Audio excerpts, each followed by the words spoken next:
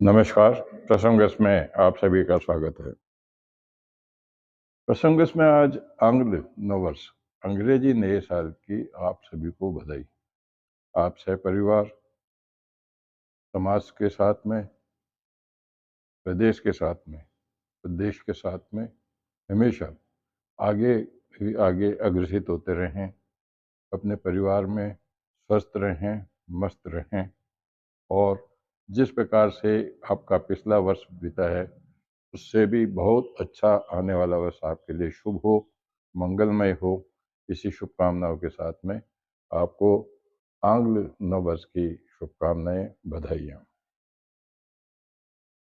अब बात कर रहे हैं नए साल की, तो दिन बर दिन मतलब साल बर साल ऐसा देखने में आता है कि नव वर्ष पे जहाँ पिछले 31 दिसंबर की बात कर लें या नव वर्ष की बात कर लें, तो जो जिस प्रकार से जगह जगह जगह पार्टियों का आयोजन होता था, होता भी है, लेकिन उनमें संख्या कम रहती है।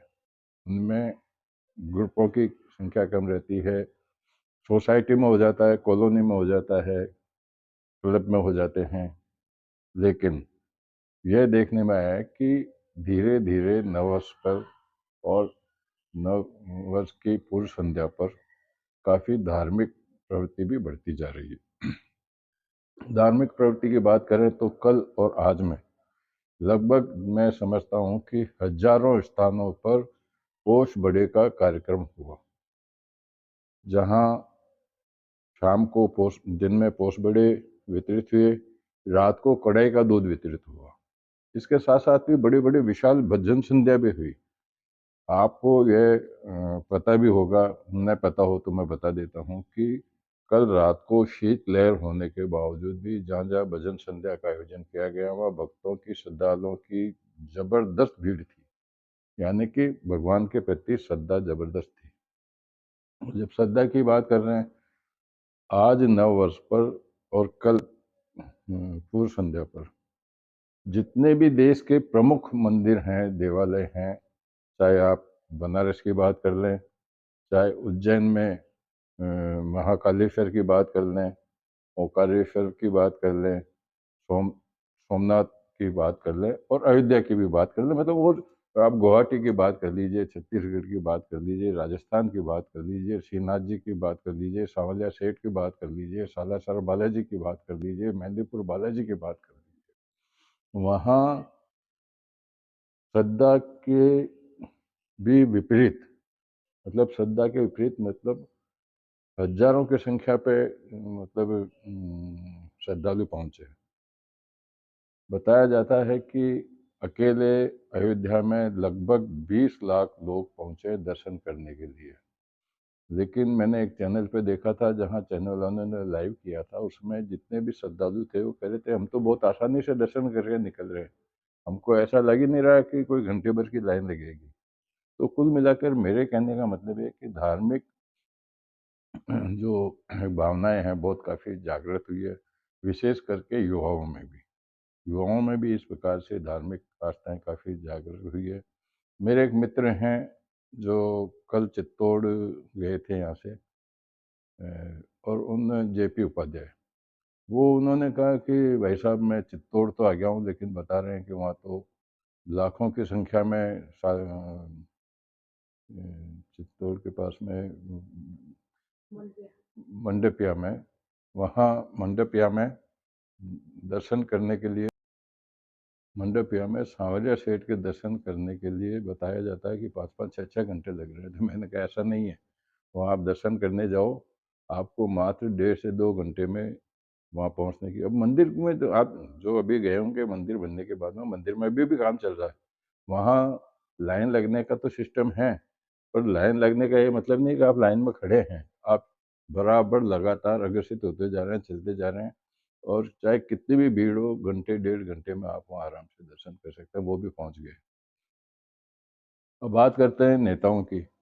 हमारे राजस्थान के मुख्यमंत्री भजनलाल शर्मा कल से, हालांकि धार्मिक प्रवृत्ति के हैं, मैंने पहले भी बताया था कि मुख्यमंत्री बनने के बाद में भी उन्होंने काफ़ी धार्मिक स्थानों के दर्शन किए, समय समय पर भी धार्मिक स्थानों पर जाते रहते हैं। कल पूंछड़ी का लोटा गए थे।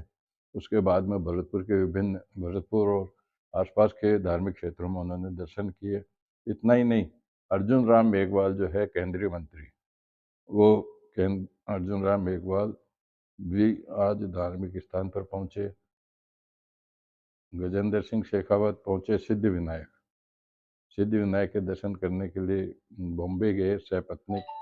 और अरविंद केजरीवाल अभी सालासर बालाजी का दर्शन करने के लिए जयपुर पहुंचे हैं। और उनके आने से पहले वहाँ पंजाब की सिक्योरिटी फोर्स काफ़ी संख्या में जयपुर एयरपोर्ट पे और सालासर बालाजी पे भी तैनात की गई है। तो तिरुपति बालाजी गए, सॉरी, गजेंद्र सिंह शेखावत तिरुपति बालाजी गए। और अर्जुन राम जी मेघवाल वो भी धार्मिक स्थान के दर्शन करने के लिए गए थे। तो ये धार्मिक स्थान की मैंने इसलिए बात बताई है कि भारतवर्ष के अंदर एक नया परिवर्तन देखने को मिल रहा है, जिसमें धार्मिक प्रवृत्ति बढ़ती जा रही है और बढ़नी भी चाहिए। इससे संस्कार भी बनते हैं, प्रभु की कृपा भी होती है, और आपको एक बहुत बड़ी एक ऊर्जा का भी एहसास होता है। तो कुल मिलाकर के ये चीज़ें तो हुई धार्मिक स्थानों की। अब भजनलाल जी शर्मा भले ही जन सुनवाई शुरू करें या नहीं करें, लेकिन मध्य प्रदेश के मुख्यमंत्री डॉक्टर मोहन यादव, उमा भारती और दिग्विजय सिंह के बाद में अब अपने भोपाल स्थित निवास पर नियमित रूप से जन सुनवाई करने का कार्यक्रम निर्धारित कर चुके हैं। 6 जनवरी से वे जन सुनवाई शुरू करने जा रहे हैं, और ये करनी भी चाहिए, हमारे मुख्यमंत्री को भी करनी चाहिए। जब मुख्यमंत्री हर जो भी राजस्थान की समस्याएं हैं या राजस्थान के में जो विपदाएं आती है उसमें वो बजट करके और गंभीर रूप से उसमें आगे बढ़ते हैं, तो ये अगर जन सुनवाई का कार्यक्रम भी वो शुरू कर देते हैं तो निश्चित रूप से राजस्थान की जनता को उसका लाभ पहुंचेगा। तो ये तो एक बात मैंने कही है, वो शुरू करेंगे या नहीं करेंगे ये उनको देखने वाली बात है।